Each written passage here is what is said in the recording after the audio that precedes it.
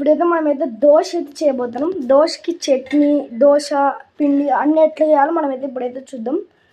ఒక కొబ్బరిని అయితే కట్ చేయాలి. ఇంతనే కాదు, ఇంకొంచెం ఉంది.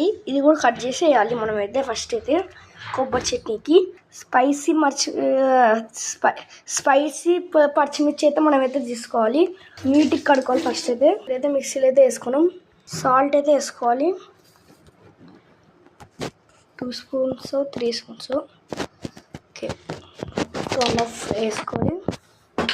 అంటే మిక్సీకి పట్టాలి. మనమైతే కారం వేయాల్సి వస్తుంది. మిక్సీ అయితే తీస్తున్నాం. మనమైతే ఇప్పుడు అయితే పెట్టుకోవాలి. కరెక్ట్గా ఉందా లేదా ఒకసారి చెక్ చేసుకోవాలి. ఓకే, స్టార్ట్ చేసుకోవాలి.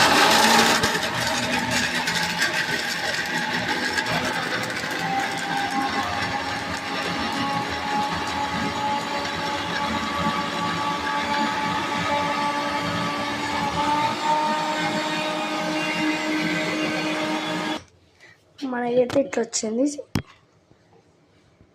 నెక్స్ట్ అయితే పప్పుల పొడి అయితే వేసుకోవాలి. మనం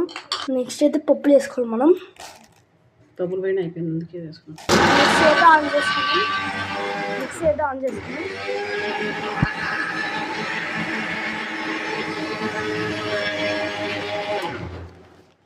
మిక్సీ అయితే అయింది. ఇప్పుడైతే కొంచెం వాటర్ వేసుకుంటే ఇంకా అయిపోయింది, ఫినిష్. ఇది ఎట్లా చట్నీ అవుతుంది అట్లా మీరు అడగచ్చు. కొంచెం వాటర్ వేసుకొని చేయాలి. ఇదే ఫైనల్.